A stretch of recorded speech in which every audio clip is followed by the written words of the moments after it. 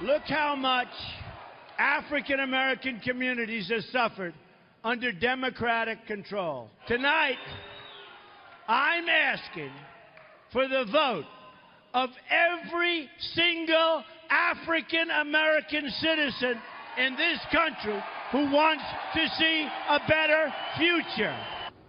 Well, Donald Trump, they're making his case to African-American and Hispanic voters, arguing that the Democrats have abandoned them. Here to weigh in, Republican strategist Philip Stutz and Democratic strategist Evangeline Gomez. Thank you both for joining us so early this morning. Good morning.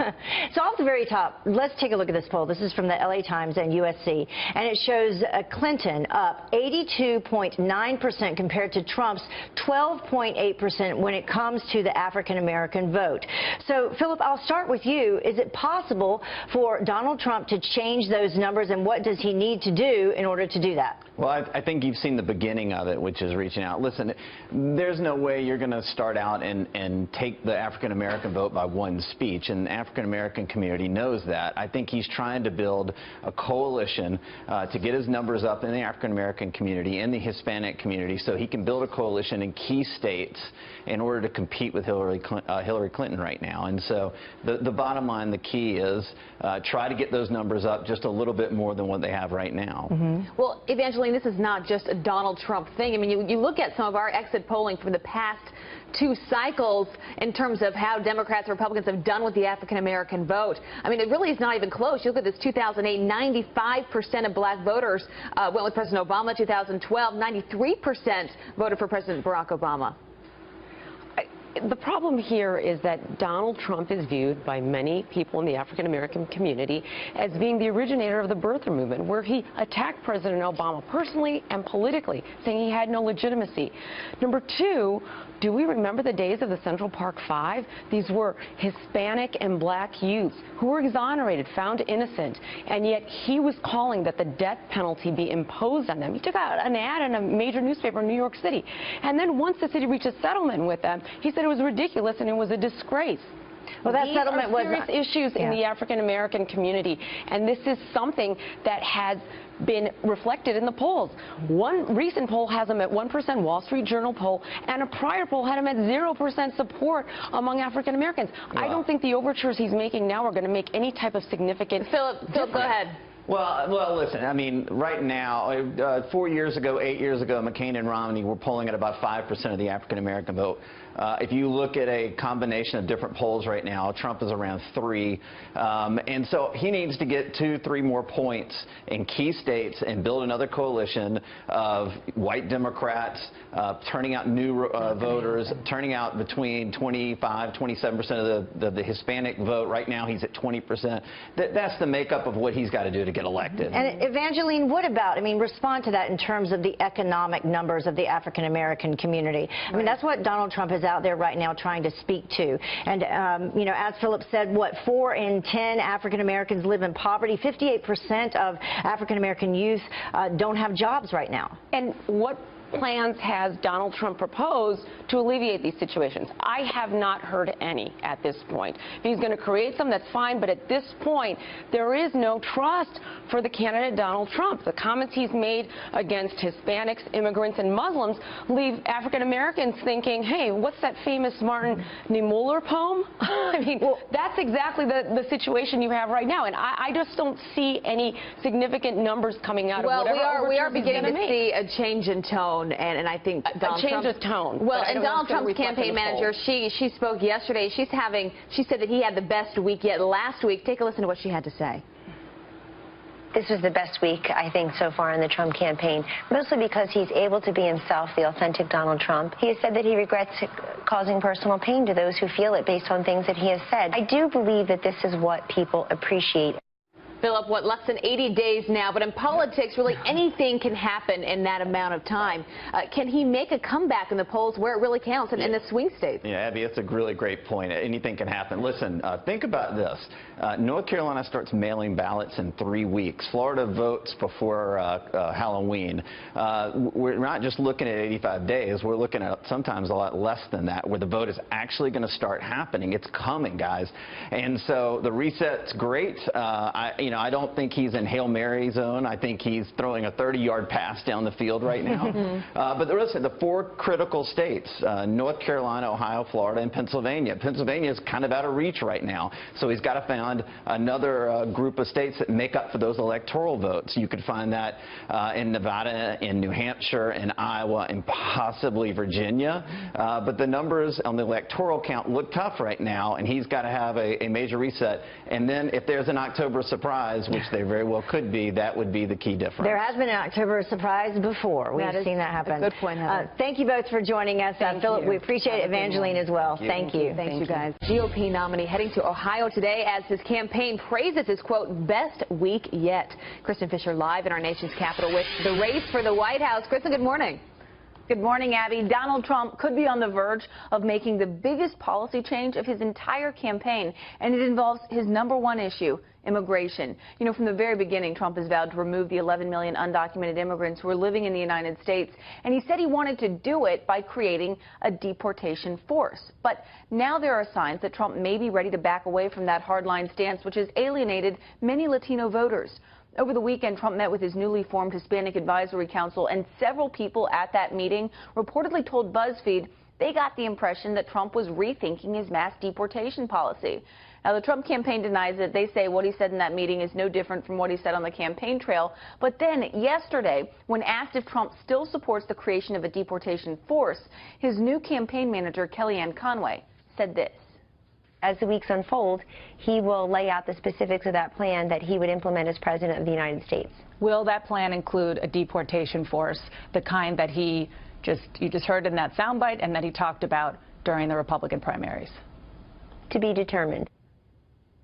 To be determined. So there's a lot of questions surrounding Trump's immigration plan this morning, and he may address them in another policy speech sometime this week. Conway is calling last week the best week of Trump's entire campaign because, in her words, he's finally able to be himself.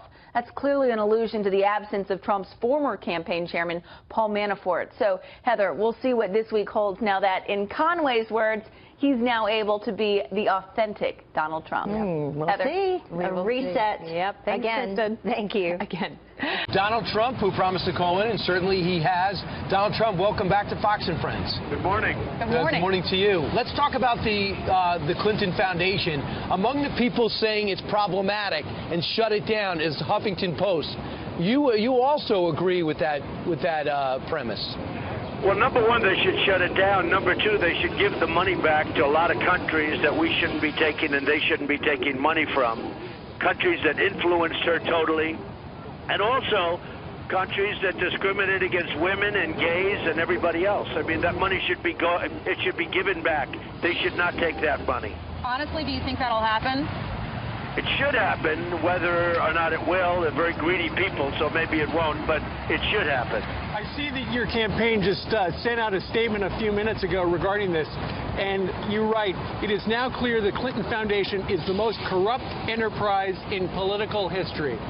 You know, there are a lot of people who are not up to speed on what the Clinton Foundation's been doing that you feel is illegal. Well, I think it's been really well documented in the book, and the book has been absolutely approved by so many people. You've had accounting firms going in there. You've had so many people going in, and it's pay for play. I mean, if you look at it, it's pay for play. So many things happen. Money is paid, and then all of a sudden, lots of good things paying the money. Very, very bad situation. So you say shut it down. Oh, I say shut it down. It's interesting because the campaign was asked yesterday, hey, why don't you just shut it down now rather than wait until we find out whether or not she's elected President of the United States?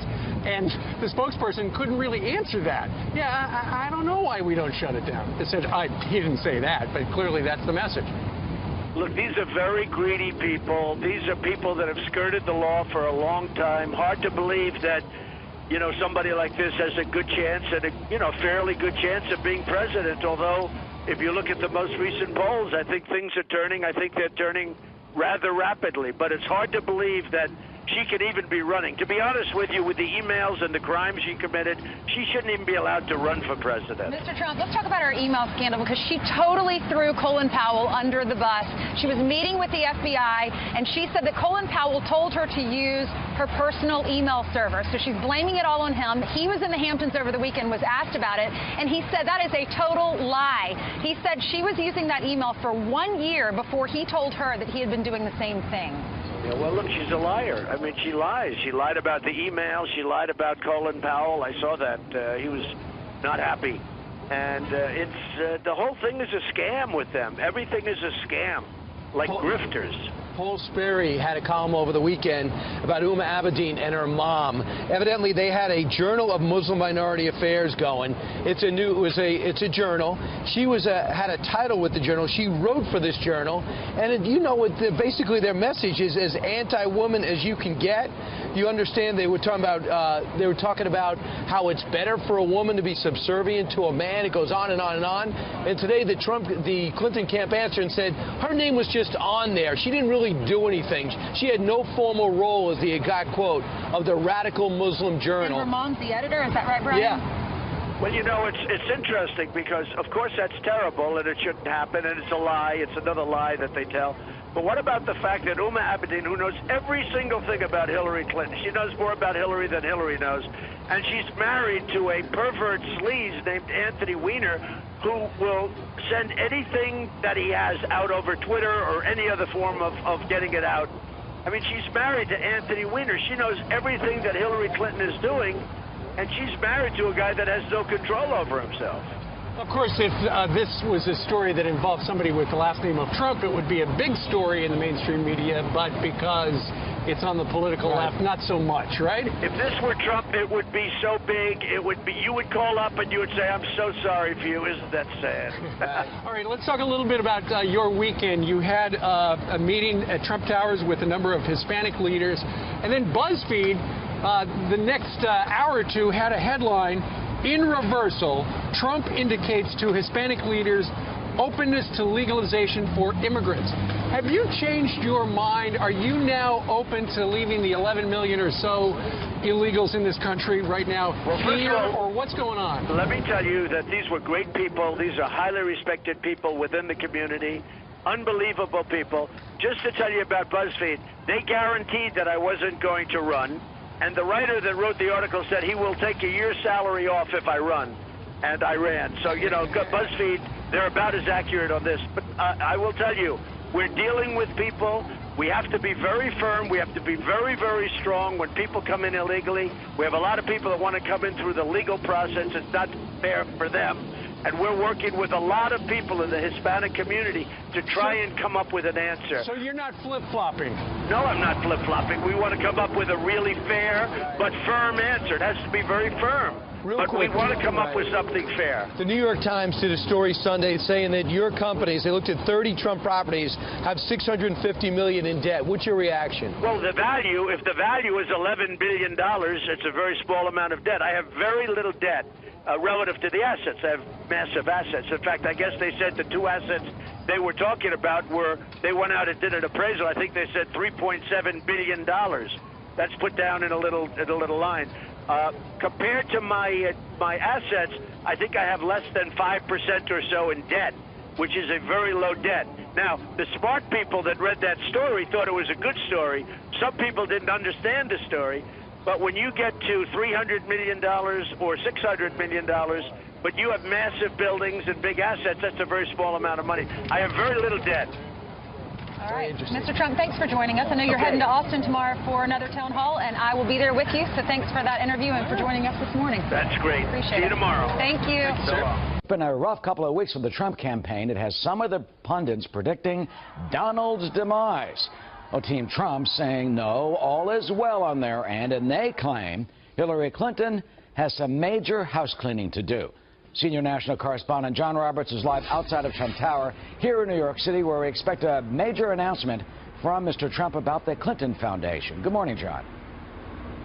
Eric and Martha, good morning to you. Yes, Donald Trump is planning to unload today, and he's already begun it on Hillary Clinton over the Clinton Foundation, calling it, quote, the most corrupt enterprise in political history, saying that it should be immediately shut down.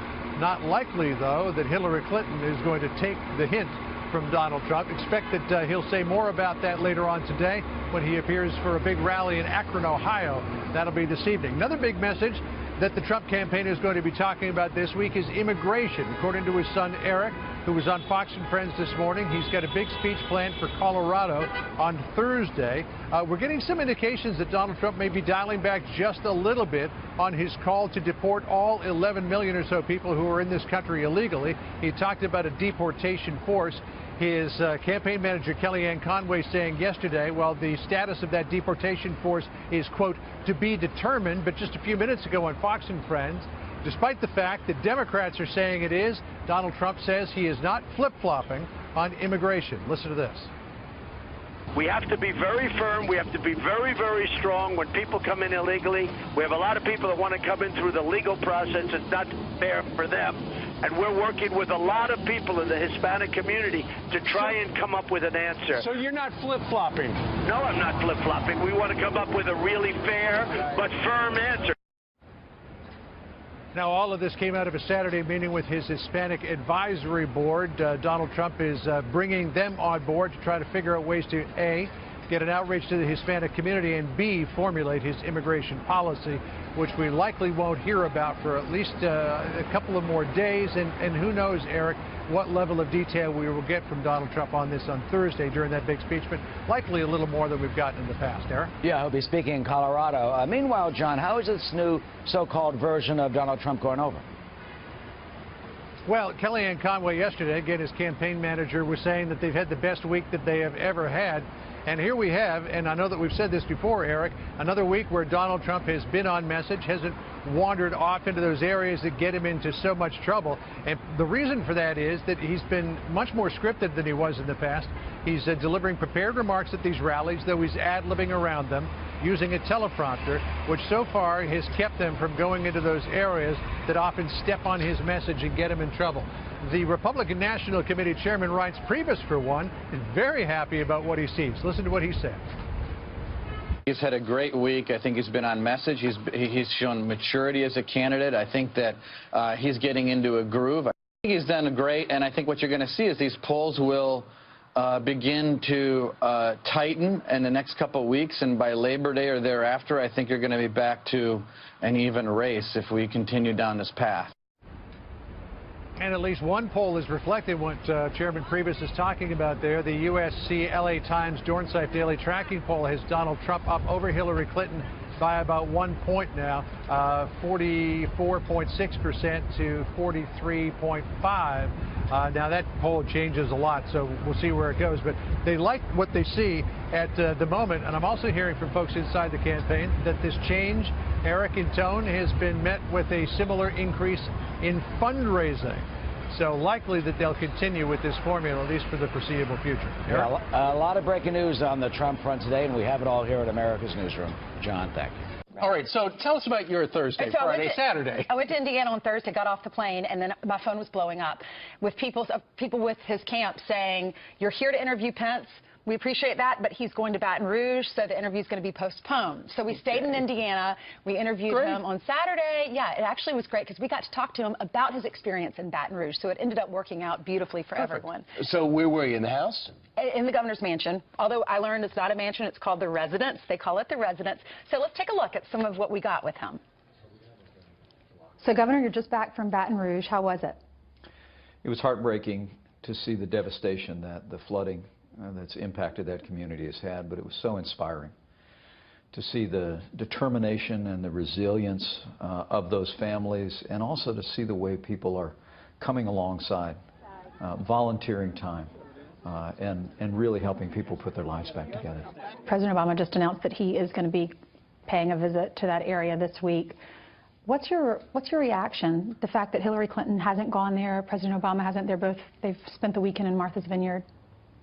Well, I think Donald Trump made it clear yesterday that we were there to help.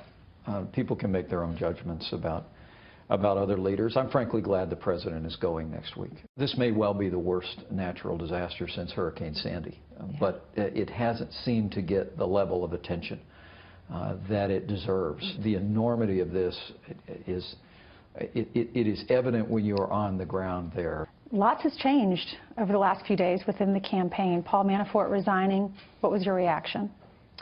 Well, I think Paul Manafort did a great job during the primaries and also during the convention, and we all appreciate his service. Why did he resign? I think Paul didn't want to be a distraction going forward. We've got a little more than 80 days left in this campaign.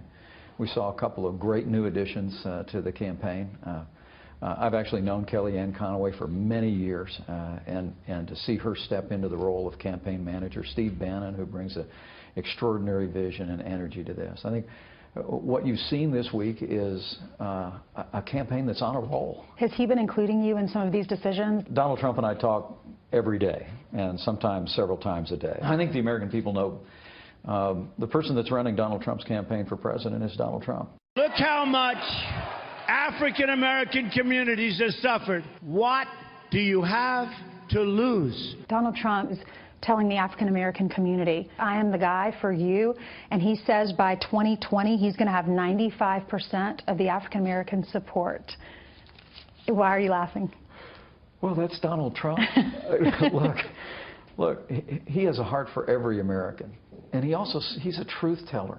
He speaks the truth. It's been the failed policies of Democrat politicians that have harmed people living in the cities in this country now for generations, and it's had special impact on the African American community. He's speaking the truth, but he's also doing what a leader should do, and that is saying that as John F. Kennedy said, we're going to advance policies that cause all ships to rise, to create opportunities for every American, and his optimistic view about 2020 when he's running for re-election, that's pure Donald Trump. It's look, we're going to deliver for every American, and when the American people, including African Americans in this country, see the new jobs, the new opportunities, the new educational choices that they'll have under a Trump administration, I have no doubt in my mind that support is going to grow. Judicial Watch. There's a judge that's associated with the email scandal who has now said that Hillary Clinton's going to have to answer questions under oath. What do you think about that? It's time for her to go on the record. Look, Hillary is in hiding, and Donald Trump is everywhere. I mean, I think she's gone more than 250 days without a press conference, and you know, it's time for her to step forward and begin to answer these questions, and not just these questions, but questions about the Clinton Foundation. I mean, now we hear that the Clintons are going to stop fundraising for the Clinton Foundation if she's elected president, presumably because that would be a conflict of interest. Well, I think the American people wonder why wasn't it a conflict of interest when she was Secretary of State, the third-ranking constitutional officer in charge of our foreign policy. Good questions and interesting answers. Thank you. We'll hear more of that interview at 7:30, and then tomorrow we're going to introduce you to the family. He loves his wife so much. It's really cute to see them together. And on the other side, Tim Kaine. Yes. Oh, we contacted Tim Kaine. We wanted to interview him and offer him the same opportunity. They have declined. So hopefully they'll change their mind in the future. A fight for faith in the courtroom. A Texas judge could be sued for starting every court session with a short prayer. Sued, yeah. The Freedom from Religion Foundation says the invocation is unconstitutional. The state attorney general says he supports the judge, but the foundation is considering a lawsuit. So joining us now, Montgomery, Texas Justice of the Peace, Judge Wayne Mack, and his lawyer, Chelsea Human. Thank you so much, both of you, for being with us. Good morning. Thank you for having us. You're welcome. All right, Judge, I'll start with you. Tell us about how you feel about this. Well, it's very disappointing. The U.S. Supreme Court and the Texas Supreme Court all start their opening sessions with an invocation, and we're just following in their footsteps. And our Attorney General has ruled everything we're doing is constitutional. So legal, but and you ran on this. Am I correct, Judge? Yes, sir. I ran with the idea of starting a chaplaincy program to be able to respond to the needs. In my court, I deal with misdemeanors, but as well as I'm also the coroner, and so I get to be on some very unsightly scenes and deal with tragedy and with people in their darkest hour. And so having this chaplaincy program was very important to me. You know, the Freedom from Religion Foundation says this: complainants felt coerced to participate in the prayers, and both participated against their conscience out of fear of prejudicing the judge. Let me ask something. Did you force people to take part in the prayers and sit through it? No, sir, we've never forced anybody. We give everybody the opportunity, and they choose to be in the courtroom. They do not have to be in the courtroom when this opening ceremony takes place. And so if they choose to be offended, it's because they choose to be in the courtroom while it's going on. Chelsea, legally, can this group from Wisconsin tell you guys down in Texas what you should and shouldn't be doing in your courtroom? Absolutely not. The Supreme Court and the Texas Supreme Court both open their sessions with a brief invocation as well. The Supreme Court has ruled on this twice before in Town of Greece and Marsh v. Chambers, that prayers and invocations are perfectly constitutional for opening sessions. And if it's constitutional for the Supreme Court, it's constitutional for Judge Mack. Judge, let me ask something. How do you get to be a coroner and a judge? How much school did you go to? Well, that's a long story, Brian, and they've told me I only got 30-second answers. So, but we're the highest volume court in Texas. The justice court system is, and so we have a coroner system, and in our county, all 5 justices perform those duties, and we get to help people every day. That's what I enjoy about my position. Wow, right. What responsibility! Thank you, Judge, and God bless you both. Thanks for being here. We wish you all the best with this case. Thank you very much. And hopefully Ainsley won't be sued later today for saying that. Yep, there he is. Okay, I don't know if now you could see me, right? Right, exactly. Couldn't hear him breathing. Now you can see him. How are you guys doing? We're doing okay. You guys had a very good week. We had an amazing week. I mean, my father was on fire. We had an amazing week. He was all over. He was talking about ISIS. He was talking about African-American youth that's been left behind in this country. I mean, he had an amazing week. He was spot on message. Should he have been on the teleprompter earlier? No, my father's my father, and he's larger than life, and he's great, and he's fun, and that's why you have 15, 20,000 people coming to these rallies, and then you look at the Clinton rallies, and you have 2 people there, right? I mean, people like that. It's so different than the standard politician. I mean, he's finally made politics exciting again. You know, some have speculated, and you tell me if this is true, until he saw a dip in the polls, he wasn't going to change. When the polls clearly were starting to go against you, that's when he said, I gotta shake things up and change. And he did. Yeah, well, listen, he's a great agent of change. He gets it. He gets momentum, and he gets everything else. And listen, you know, if polls go like this, and we're back in the lead. You probably saw the LA poll times yesterday, where we're 2 points ahead, which is really exciting. And you know, he's doing great. I mean, he's really, really doing incredibly well. And you know, we're proud of him. The family's proud of him. And the energy out there and the groundswell of support that we have all over the country is really incredible. Your dad and Governor Pence, they decided at the last minute Thursday night to go to Baton Rouge and to meet those families, shake hands with the victims, and provide some relief effort. The president and Hillary Clinton, we've seen the images all weekend. They were playing golf, or he was playing golf. She was in Martha's Vineyard for some fundraising events in Nantucket. And then he decided, the president decided to go down to Baton Rouge on Tuesday. Wow. Yeah. Did your dad did he force his hand? Listen, there's no question about it. I mean, to me, it's awful. I mean, to me as a civilian, it is horrible to hear you. I mean, not even that the president could have done anything down there, but just the optics of it. Here you are in Martha's Vineyard playing golf for a week on end while people's houses are underwater, while their lives are destroyed, their cars are underwater, you have coffins floating down the street. I mean, the optics of it is horrible, right? We live in America. Your government should be there in a natural disaster, and it wasn't. And I mean, the fact that Hillary was fundraising while, you know, my father and Mike Pence were offloading goods from trucks. Sure. I mean, it just tells a story and a difference of leadership qualities between those two individuals. Particularly given, Eric, what Barack Obama said about George Bush in a similar situation regarding Katrina, and then, you know, it's amazing. It all turned around. What's interesting, though, is before your dad and Mike Pence went down, the governor of Louisiana, John Bel Edwards, had suggested, well, I hope it doesn't turn into a PR, a photo op or something like that, which was regarded as some criticism. Then, after your dad came and went, he thanked your dad for bringing attention to the floods. Yeah, that's right. I mean, it was actually a really, really nice statement that he made. And he said, listen, thank you. No one's paying attention. Again, you have the optics of the president playing golf as opposed to focusing on this Gulf state that's in total disarray and total ruin. People's lives are turned upside down. thank you for coming down here and putting real attention on it. And quite frankly, if my father didn't go down there and he didn't put the pressure on him, Obama wouldn't be down there. Well, the problem There's just no question about he it. did show up in New Jersey and Sandy, right after Sandy, and Mitt Romney, remember, everybody suspended their campaigns to do this, and because he was running for re-election, perhaps. Meanwhile, Christy Alley came out and said this, who's the famous actress from Cheers and everything else, said, my point is, do you think the USA wants to see this is a message to the president, playing golf while Louisiana is 20 feet underwater and people are dying? Yeah, she tweeted that after she also put out a video from Barack Obama criticizing George Bush. It speaks to the lack of leadership in this country. And listen, I can tell you this as a guy who's been around my father his entire life.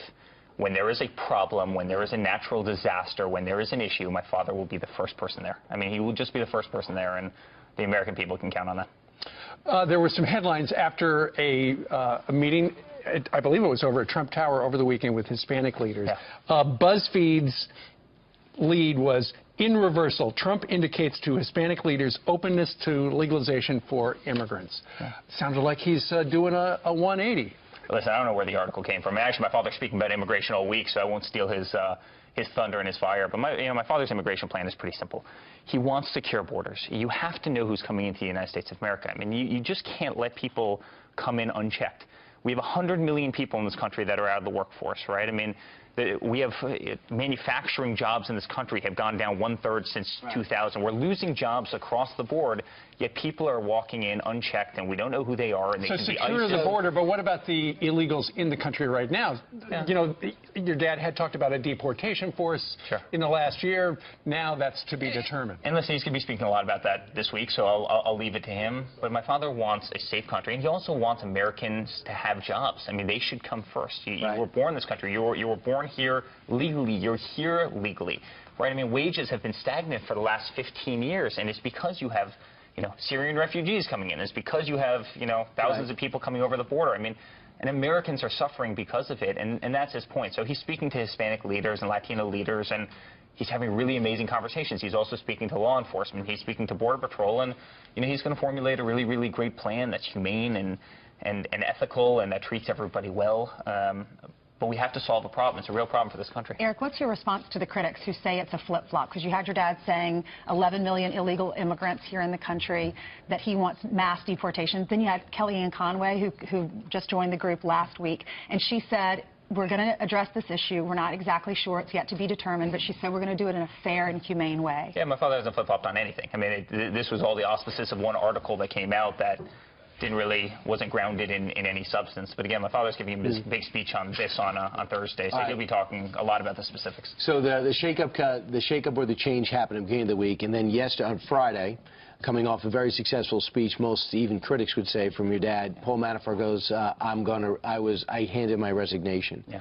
Was part of the reason that Manafort's not there, is it the belief within the Trump camp that he was the one who leaked the story to the New York Times? No. About disarray within the organization? No, not at all. Not at all. In fact, Paul is an amazing guy, and I have tremendous respect for Paul. And, the job he did with the delegates and the convention and everything, which is really why he came into the campaign, was truly amazing. And Kellyanne is an amazing person. She's going to do a great job. She's going to take us through November 8th. You don't think they both could have coexisted?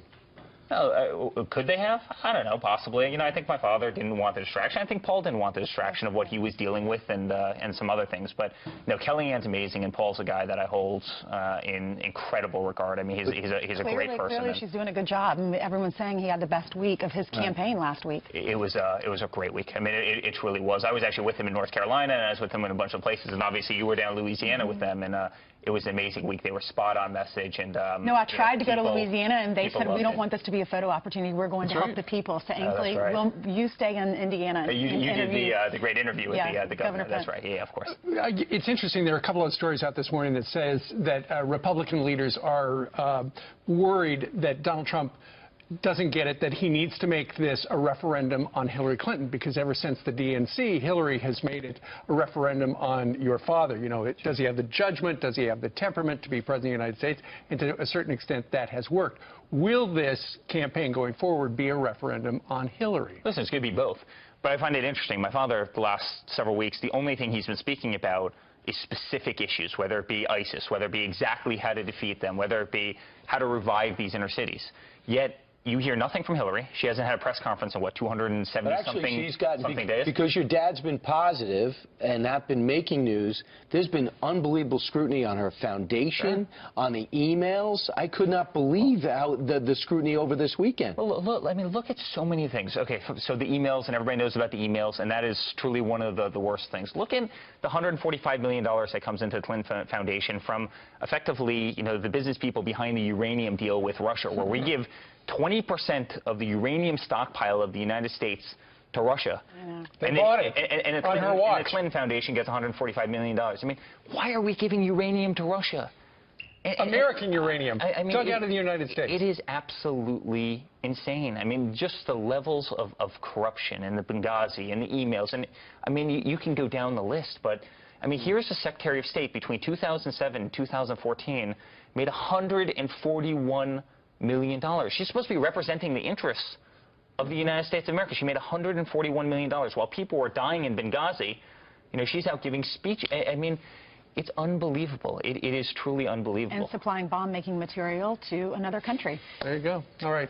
Eric, we know you've got a really busy week. Thank you very much for dropping by. Thanks, Eric. Great to see you. Thank you. Over the weekend, I got a chance to go to Indiana and sit down with VP nominee Mike Pence. Here's what he had to say about being on the trail with Donald Trump. Lots has changed over the last few days within the campaign. Paul Manafort resigning. Why did he resign?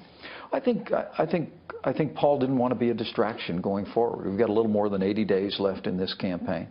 We saw a couple of great new additions. Has he been including you in some of these decisions? Donald Trump and I talk every day, and sometimes several times a day. I think the American people know the person that's running Donald Trump's campaign for president is Donald Trump. Last week in Charlotte, he said that he regrets some of the comments that he made. He's really been sticking to the teleprompter. Why do you think he is changing, and is he sincere? I don't think the message is changing at all.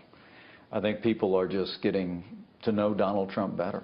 I know you have said that you regretted some of the negative ads in the past. What do you make of Donald Trump with this latest, with his only negative ad? In Hillary Clinton's America, the system stays rigged against Americans. Look, elections are about choices, and making sure the American people know the choice that we face in this election.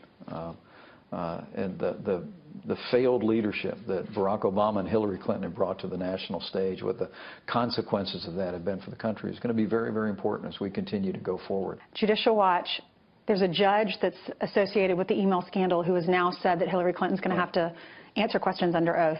What do you think about that? It's time for her to go on the record. Look, Hillary is in hiding, and Donald Trump is everywhere. I mean, I think she's gone more than 250 days without a press conference. And it's time for her to step forward and begin to answer these questions. So, Governor, you're just back from Baton Rouge. How was it? It was heartbreaking to see the devastation that the flooding that's impacted that community has had, but it was so inspiring to see the determination and the resilience of those families. What was most humbling to us was to see the way that volunteers were showing up, particularly from the faith community. People pouring their lives, their resources, their hearts into total strangers. We were driving through a neighborhood at one point, and Donald Trump made the decision to get out of the car on unscheduled stop. We walked on to a driveway. We met the family where almost all of their earthly possessions were piled in the front yard. And they were starting to piece their life back together. But we not only met that family, but we also met a family that had just arrived in from Tennessee to help them put their lives back together. And to see total strangers coming alongside hurting families and hurting Americans, it's very humbling. It was humbling for both of us, and just such a reminder of what a great country this is. A lot of people say you're very relatable. You have movie night, you have pizza night. It was just released that you have student loan debt anywhere between $95,000 and $280,000. So you're so relatable. You know, a lot of people can't relate to Donald Trump because he's a billionaire. They like some of the things that he says, and they can relate to some of his messaging. But as far as just real life experience, people like that about you. Do you feel like you're extremely relatable to the American people?